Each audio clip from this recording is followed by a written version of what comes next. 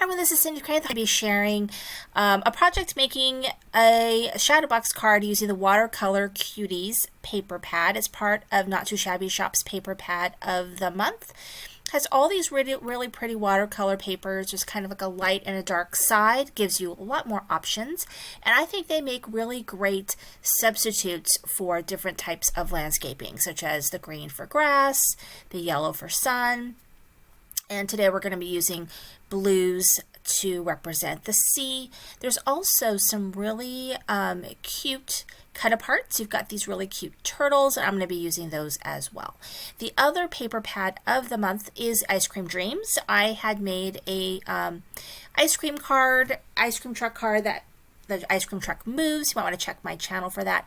I'm going to be using some La La Land craft stuff too. I'm going to be using these kind of sea dies. They kind of make an opening that kind of gives an impression of a sea along with the fish.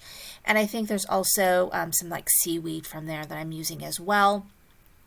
And you can use any kind of opening that you would like, a square, a circle, and so on. So we're going to start off with a piece of cardstock that measures 8.5 by 8. We're going to score at the 8.5 side at 1/2 inch, 1 inch, and 1.5 inches on both sides. And then we're going to score on the 8-inch side down to 3 inches. Then we're going to take our scissors and we are going to cut where you see me cutting right there, right on that 3-inch score line and up the score line there. And you're going to be basically cutting off sort of that top portion. And then you're going to fan fold the sides. And then you're going to need another piece of cardstock that measures 5.5 by 8.5, and you're going to score at 8 inches.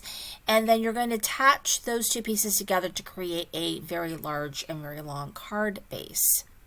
And I'm actually going to be folding it over because that way we can hide the seam with our paper that we're going to be using. So I've got that using tape, and then I'm going to fold that over, and that's going to create a card base. And so I've fan folded those sides there, and that's going to help me make my shadow box. So what we're going to do is we're going to go ahead and we're going to cover this before we make our shadow box. So the top piece of paper is yellow. It represents the sun. That measures 5.5 by 3, and then the blue paper measures 5.5 by 6. And on the top portion, you can see that I used, you can use a scallop punch, but I used a die that I have to create that wave look. And I actually, kind of the 5.5 side, I kind of cut just a tiny bit, 1/8 of an inch off, so it fits in that space a little bit easier. And I'm going to go ahead and glue those two pieces down to make my background. Now it's time to make the shadow box portion. I'm kind of getting all my stuff together. And for this, I basically used 2 pieces of paper. One is just a white cardstock. One is paper from the Watercolor Cuties, and then a piece of acetate. So the white cardstock and the blue patterned paper, I lined those up together. They measure 5.5 by 5. And they're what's going to fit right there on those little tabs that we made. So I just put those pages together, and then I ran my die through it to create that opening. But like I said, you don't need a fancy die for it. You could just use a circle or a square. And then I have a piece of acetate that measures 5.5 by 5.5, or 5 by 5, I'm sorry. And I'm going to wedge those between the white and the blue pieces of paper. So I usually don't like to attach acetate with glue because it just gets everywhere and it gets all slippery and it's kind of crazy. So I just use tape, and I'm going to go ahead and place that acetate to cover up that hole.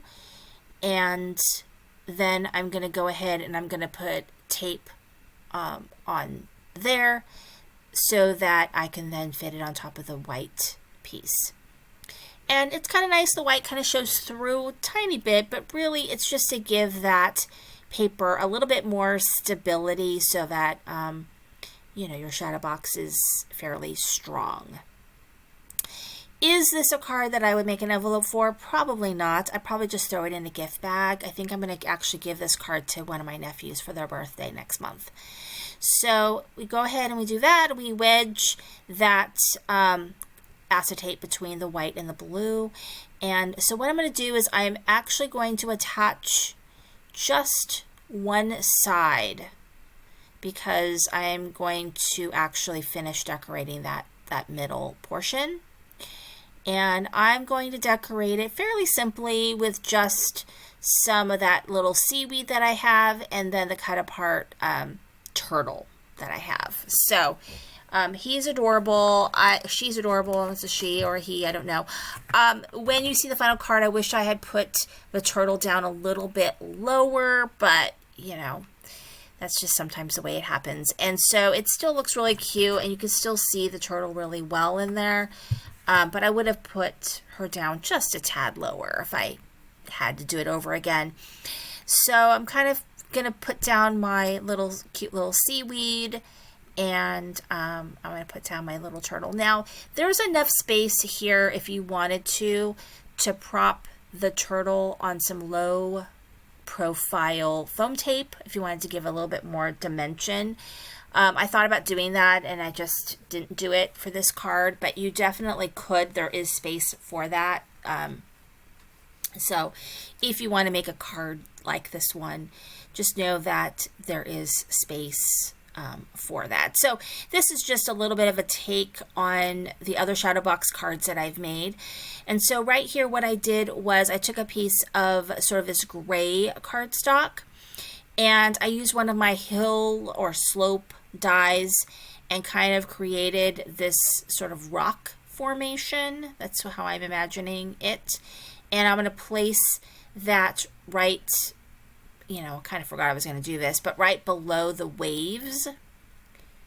And because the waves will just kind of cover up that edge. So it kind of looks like it's either a beach or like a slope, something that my other turtle is going to be crawling kind of out of the water. And so I've got this other turtle that's part of those cut aparts, and that turtle's on his way out of the water onto that rock formation. And so I'm going to go ahead and glue that one down. I'm using the Nuvo glue. It's when I cleaned out my craft room, I found that I had this glue. So I'm using it, even though I do have more Barely Arts glue sitting ready to be used. But I do want to use what I have because that glue was not cheap. So now I'm going to go ahead. I've got a few more of these little seaweed guys. And I mean, you use what you have. I just happen to have this kind of handy. So I used it. It was all, I have it all in the same little magnetic sheet. So that made it easy for me for sort of simple decoration. The Go With The Flow that you see there, that is also part of the cut aparts. And so I'm using that. Now I probably will off camera in that yellow portion do some sort of a stamping like happy birthday or for you or something up there in the corner to kind of take up that space, or maybe put some clouds. Haven't really decided how I want to finish it off, but it definitely could use a little more decorating. So now I'm going to go ahead and I'm going to take the tape off of my other little panel there, my little tab, and I'm going to go ahead and attach that other side. And you could put this in an envelope, you'd just be really big. And I thought about making one for this card, but I didn't. And so, because it folds flat, it will fold flat. So there the card is, so much dimension. It stands up. So it is really, really adorable. So thank you for watching. This is Sandy Crane with a heart.